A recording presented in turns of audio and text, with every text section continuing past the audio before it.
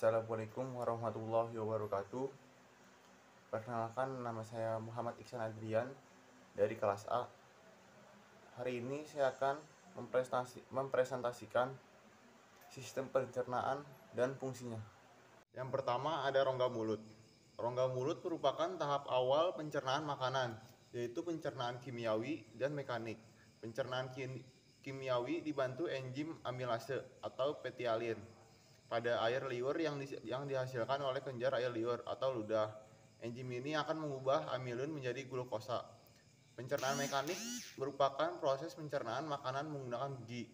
Proses ini bertujuan untuk memotong-motong makanan menjadi bentuk yang lebih kecil sehingga mudah dicerna oleh sistem organ lainnya. Yang kedua ada kerongkongan.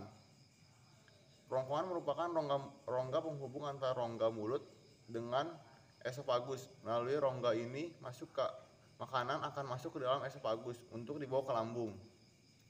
Nah, esofagus itu organ yang membantu pencernaan makanan dengan cara melakukan gerakan peristaltik ke arah lambung. Dengan demikian, makanan dapat terdorong menuju lambung untuk memasuki tahap pencernaan selanjutnya.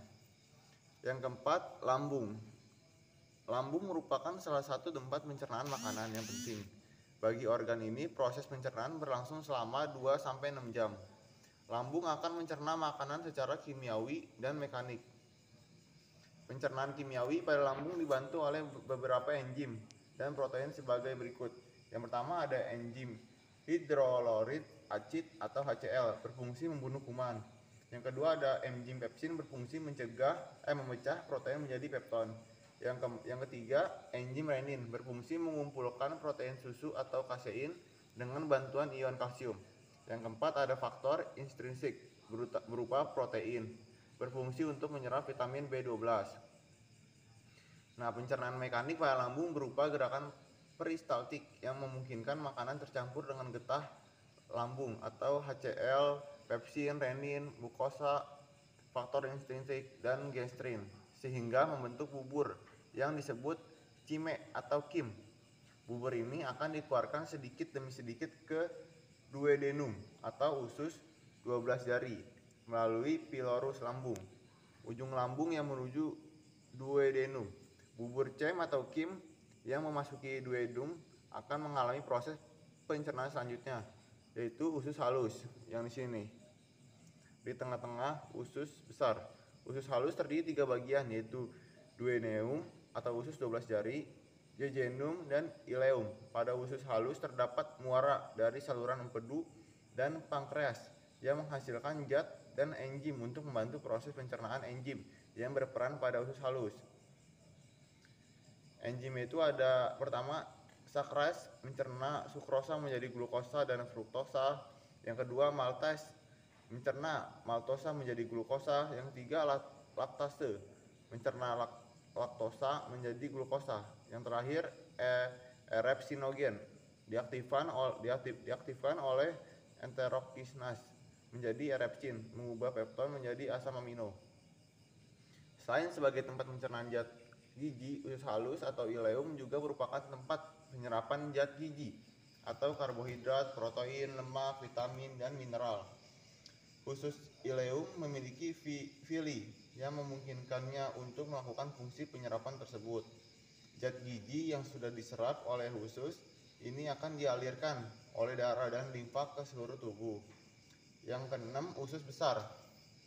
Usus besar nih yang hijau, usus besar. Usus besar terbagi menjadi 4 bagian. Calon ascenden merupakan bagian usus besar yang mengarah ke atas. Usus ini berfungsi menyerap zat gizi dan air yang belum terserap oleh usus halus serta memadatkan fases. Yang kedua, colon transversar merupakan bagian usus besar yang mendatar setelah colon ascenden. Usus ini berfungsi untuk mengoptimalkan penyerapan zat gizi, air, dan memadamkan fases. Terus ada colon descendens, merupakan bagian usus besar yang mengalah ke bawah. Usus ini berfungsi sebagai tempat penampungan fases sementara sebelum masuk ke rectum.